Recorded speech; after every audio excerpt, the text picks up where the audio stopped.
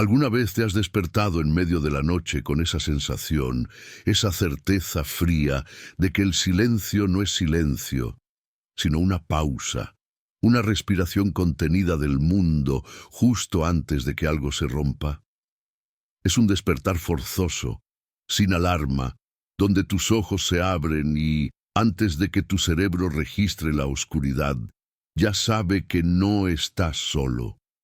Si has sentido eso, si has sentido cómo la piel se te eriza, no por miedo a lo que ves, sino por miedo a lo que sabes, que está allí, invisible y observando, entonces puedes empezar a entender lo que sucede noche tras noche en San Jerónimo de la Sombra.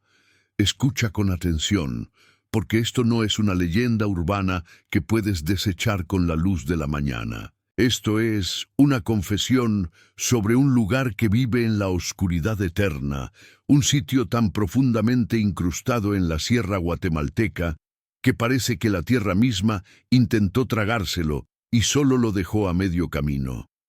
San Jerónimo no está en el mapa, no de una forma que un turista o un buscador de folclore pueda encontrar fácilmente. Es una aldea de 37 casas de adobe y techos de lámina oxidada, donde el frío se cuela hasta los huesos incluso en verano, y donde las únicas luces son la luna cuando se digna a aparecer, o el titilar enfermizo de alguna vela de sebo. La vida allí es simple, brutalmente dictada por el sol. Se levantan antes del alba, trabajan la tierra dura y roja, y para las 7 de la noche, la cena ha terminado y la aldea está sumergida en un mutismo casi monástico. Duermen con el agotamiento del trabajo físico y deberían dormir profundamente. Pero la noche en San Jerónimo es una cuenta regresiva. Desde el momento en que se acuestan, todos, desde el bebé recién nacido hasta el anciano que ya no puede levantarse del petate, saben que tienen una cita ineludible con la medianoche. No es que esperen un ruido o un evento, sino que esperan la hora. Te juro, fíjate bien en esto. El terror en San Jerónimo no comienza a las 3:33 de la mañana. Comienza mucho antes, a las 11:30 de la noche, cuando el silencio se sella por completo y se vuelve lo que los aldeanos llaman la quietud de plomo. A esa hora, el mero hecho de que alguien tosa o un perro ladre se siente como una traición al pacto de silencio que han hecho con lo desconocido. Es la anticipación lo que los mata. Imagina, estás en tu catre, envuelto en tu cobija más gruesa. La neblina fría ya ha penetrado el adobe. Intentas forzar el sueño. Sabes que necesitas dormir, pero es imposible. Sientes cómo la sangre se te enfría. No por la temperatura exterior, sino por la interna. Tu mente empieza a traicionarte. Escuchas el crujido de la madera de tu casa, un sonido que siempre ha estado ahí, pero esta noche suena como un paso que se acerca lentamente por el pasillo. Te giras hacia la pared, encogido, con la respiración superficial, intentando pasar por un objeto inerte, algo que no merece la atención de la noche. Los aldeanos de San Jerónimo no usan relojes digitales, no tienen electricidad estable, se guían por las estrellas y el canto del gallo, pero cada uno de ellos, sin excepción, sabe instintivamente cuándo el tiempo está llegando a su punto crítico. Saben cuando son las 3:15, cuando la densidad del aire cambia, cuando el vapor de su respiración en la oscuridad se vuelve más pesado y se niega a disiparse. Es como si el tiempo se estuviera condensando, volviéndose almíbar oscuro y pegajoso. Mira, si estás escuchando esto y te ha pasado algo similar, si has despertado con ese pánico que te paraliza y no sabes por qué y estás solo en tu casa, quizás deberías hacer una pausa, o mejor aún, quédate conmigo. No apagues esto. Necesitas saber hasta dónde llega esta sombra, y yo necesito que alguien más sepa lo que vi y lo que me contaron. Si dejas esto a la mitad, la duda se quedará contigo. Si sientes que la incomodidad está creciendo, suscríbete. Deja una señal de que estás aquí. Convierte este relato en un pacto silencioso. Yo te lo cuento, tú escuchas hasta el final. A medida que el tiempo se acerca a las 3:30, el cuerpo reacciona antes que la mente.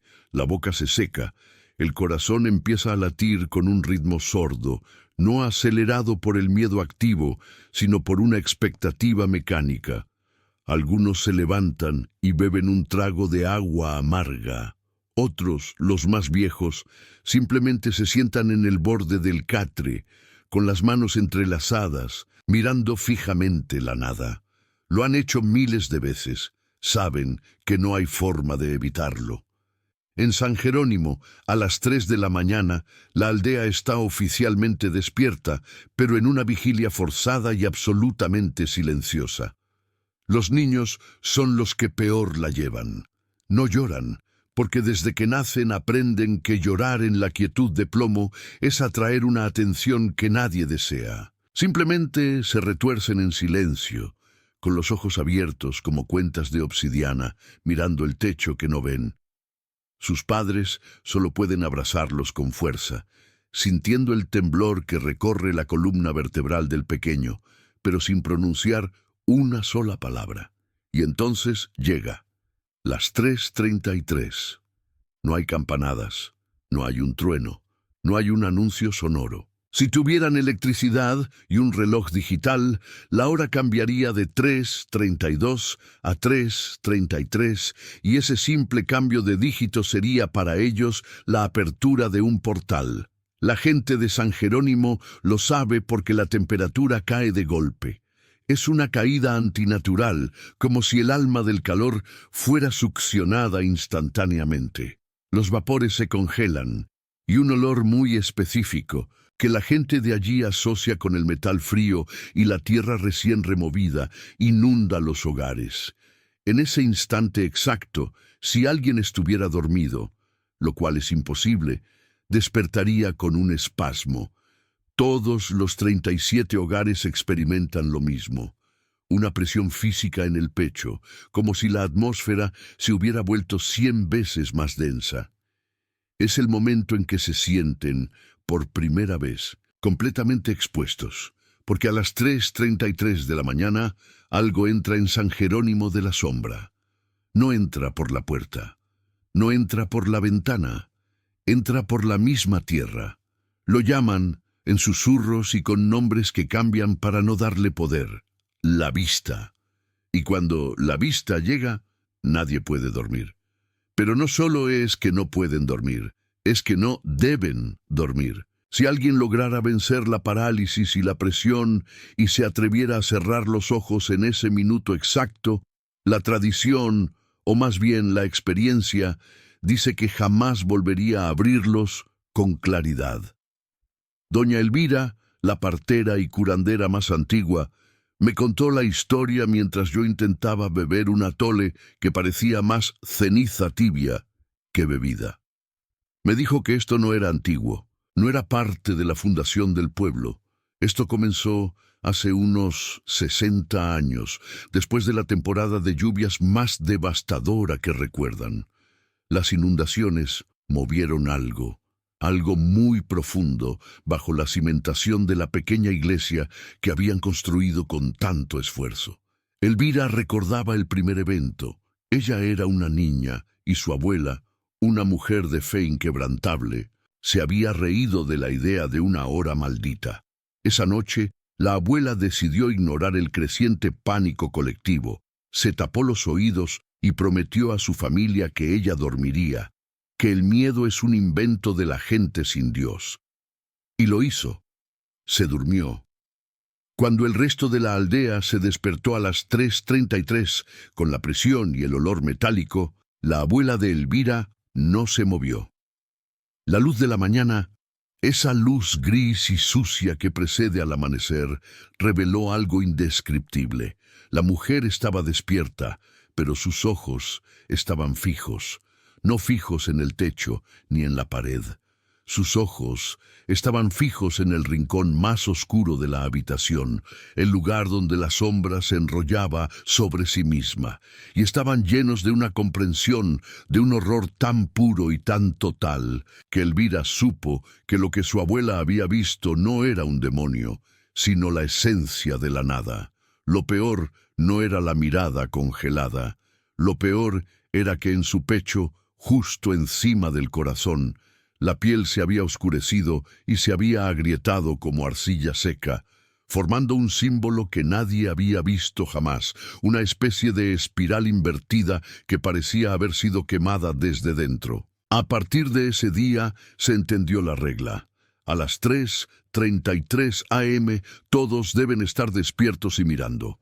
¿Mirando a qué? Nadie lo sabe, pero deben estar conscientes, listos para atestiguar, para validar la existencia de lo que sea que ha venido por una hora.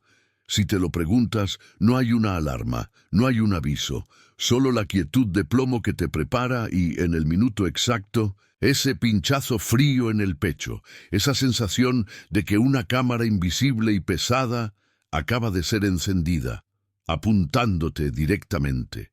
Fíjate en esto.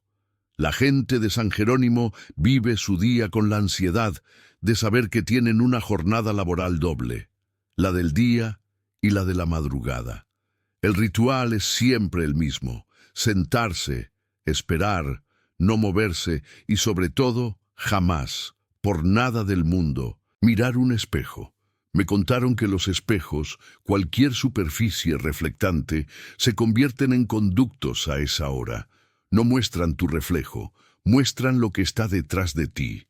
Y lo que está detrás de ti, durante esa hora, no tiene forma humana, ni siquiera una forma que la mente pueda procesar y descartar.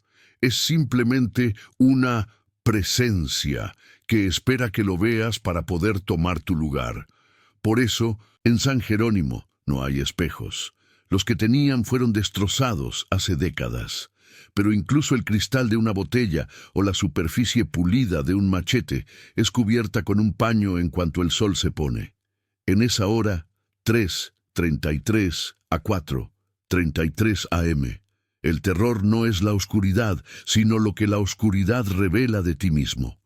Es el momento en que todas las fronteras se disuelven. La gente en la aldea no se mueve, pero no porque no puedan, sino porque saben que si lo hacen, el sonido de sus pasos no será el único sonido que se escuche. Habrá otro, inmediatamente después, imitando la cadencia, pero mucho más pesado, mucho más vacío. El sonido de algo que ha estado esperando detrás de ellos, justo fuera del campo de visión.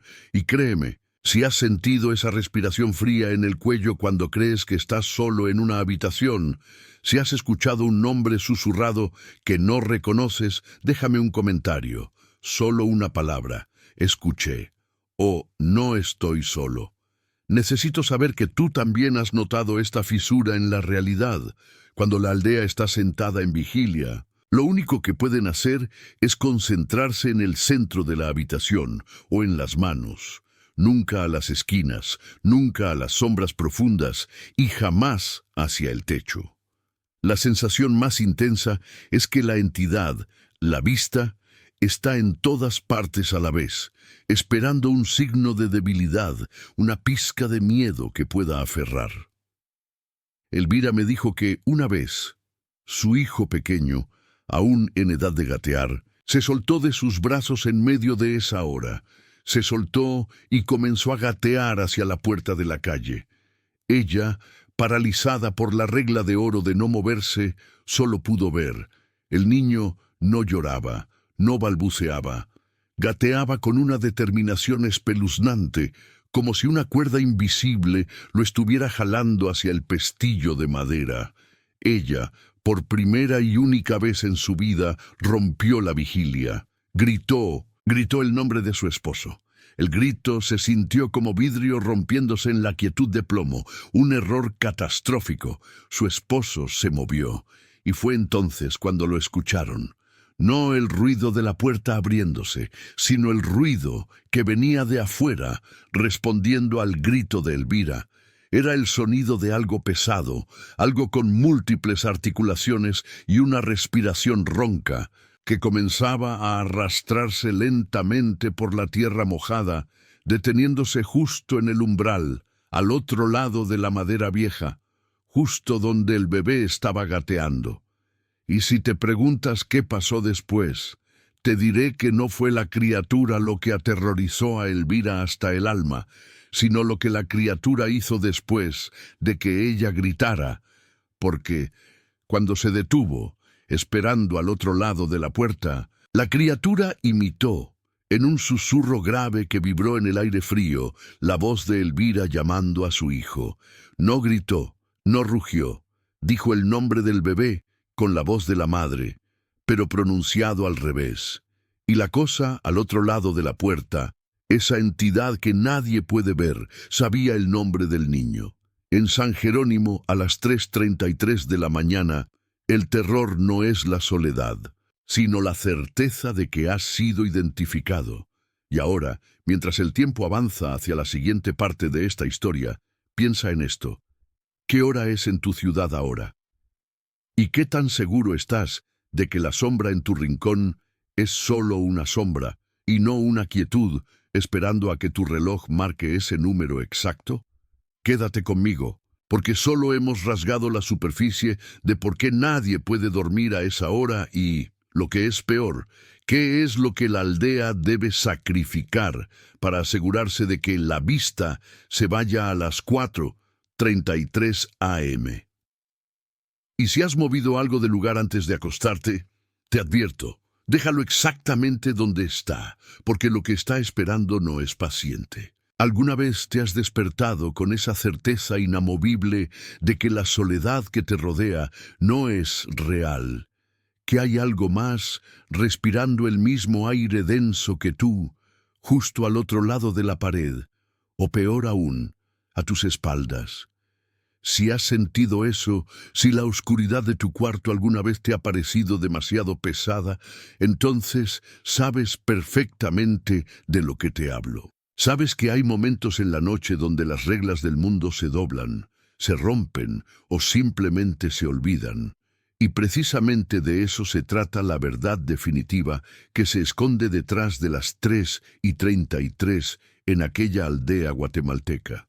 Escucha con atención, porque lo que vas a oír a continuación no es simplemente la descripción de un ritual fallido. Es el relato de lo que sucede cuando el escudo protector de la conciencia colectiva se rompe, cuando el miedo compartido deja de ser una armadura para convertirse en una cadena que arrastra a todos al mismo abismo. Recuerda que en San Judas, el pequeño pueblo que se aferra a la montaña, la estrategia siempre fue el ruido. Desde las 3 de la mañana, el pueblo entero se convertía en un manicomio orquestado. Cacerolas, rezos a gritos, marimbas desafinadas, el ulular de los perros encadenados. Todo para evitar el silencio que, según la leyenda, era el único idioma que conocían los despiertos. Pero ¿qué pasa cuando el cansancio de generaciones se acumula? ¿Qué sucede cuando el miedo, de tan constante, se vuelve aburrido? Era la noche del 20 de agosto. Una noche especialmente fría, cubierta por una neblina tan espesa que parecía algodón sucio pegado a las ventanas. La rutina comenzó igual. El viejo don Raúl, el que había mantenido el ritual vivo desde que era niño, golpeaba su tambor de piel seca con una furia inusual. Pero esa noche, fíjate bien, había una disonancia, un hueco que no se llenaba. A las 3:20, el volumen general del pueblo, en lugar de subir, como siempre, empezó a decaer, a flaquear. No fue un acto consciente, sino una rendición física. Los brazos se cansaron de golpear, las gargantas se secaron de tanto gritar viejas historias de brujas y espantos. Había un murmullo de resignación que se colaba bajo el estrépito, y cuando el sonido del pueblo se debilita, la noche, esa noche antigua, se vuelve intrusiva. Imagina esa sensación. Estás en un cuarto ruidoso, y de repente alguien baja el volumen de la música. Lo que antes era un ruido molesto, ahora se convierte en la revelación de todos los sonidos pequeños que no querías escuchar. El roce de tu ropa, el bombeo de tu propia sangre en los oídos, la madera que cruje en el techo. En San Judas, al caer el ruido, la gente comenzó a escuchar lo que estaba afuera. Pero no eran los gruñidos del monte, ni el viento en los árboles. Lo que escucharon fue el sonido de la espera. A las 3:28, don Raúl, exhausto, se apoyó contra la pared de adobe. La marimba de su vecino, que siempre era el ancla del ruido, se detuvo con un chillido de cuerda rota. Y luego, el silencio no cayó, se instaló. Fue un silencio con peso. Un silencio que se siente físico, como si el aire se hubiera vuelto de cemento. El horror de las 3:33 no es un ruido, no es una aparición. El verdadero terror, la razón por la cual nadie duerme en San Judas, es que a esa hora el silencio es el conductor de la verdad, y la verdad es que durante ese minuto exacto, la gente de San Judas se encuentra cara a cara con lo que son en realidad. No, no es una metáfora. Cuando el reloj biológico de la aldea, que estaba sincronizado con el miedo, marcó los 3:33, todos estaban despiertos y todos estaban en silencio. Y fue entonces cuando ocurrió la transformación, que no es visible para el que la experimenta, pero sí para el que mira. Lo que vieron las esposas, los hijos y los vecinos fue aterradoramente simple. Los hombres y mujeres que hasta hacía un instante estaban despiertos y asustados, se quedaron inmóviles. Sus ojos se abrieron desmedidamente, pero no había pánico en ellos. Había un vacío, una calma que no era suya. Era la calma del fondo del pozo. En ese instante, San Judas entero se convirtió en una galería de estatuas de carne, todas viendo algo que estaba sucediendo en el plano que solo se abre a las 3:33. ¿Y qué es ese plano? Los ancianos de San Judas lo llamaban el reflejo del cimiento. Imagina esto. Tú estás despierto, pero el tú que vive en tus sueños, el tú que guarda todos los miedos, las culpas, los impulsos reprimidos y las cosas que harías si nadie te viera, ese otro tú también despierta. Y a las 3:33, ambas conciencias se encuentran por un minuto en el mismo cuerpo. Lo que los vecinos vieron en don Raúl fue esto. Su cuerpo se enderezó lentamente. Sus manos, que antes temblaban por el miedo, se relajaron. Y sin mover la cabeza, sus ojos se dirigieron a la esquina más oscura de su habitación, donde guardaba un baúl viejo que contenía los recuerdos de un acto terrible que había cometido en su juventud, un secreto que nadie más sabía. El despierto que habitaba a don Raúl en ese momento no era un demonio ni un fantasma, era don Raúl mismo, despojado de toda máscara social, de todo pudor, era el impulso puro. Lo que don Raúl intentó hacer en ese minuto fue acercarse al baúl, no corriendo, no asustado, sino con una lentitud metódica, como si estuviera caminando bajo el agua. Su hija, María, que estaba paralizada por el terror en la cocina, lo vio. Su padre, el hombre que le había enseñado a rezar y a temer a Dios, se movía hacia su secreto con una necesidad tan profunda que parecía sed. Esto es el horror de San Judas. A las 3:33, el ruido no te protege de un espíritu, te protege de la verdad de tu propio interior. El silencio permite que tu otro yo tome el control, aunque sea por 60 segundos, para que intente llevar a cabo ese acto que tu yo consciente ha reprimido toda tu vida. El peligro no era que te poseyeran, el peligro era que por un minuto eras completamente tú mismo, tu versión más oscura, sin filtros, sin arrepentimientos. Y si en ese minuto lograbas consumar ese acto, si tocabas ese objeto prohibido, si decías esa palabra, si mirabas a ese espejo, el cambio era permanente. La gente de San Judas no estaba tratando de espantar a un chamuco, Estaban tratando de ahogar la voz de su propia alma atormentada.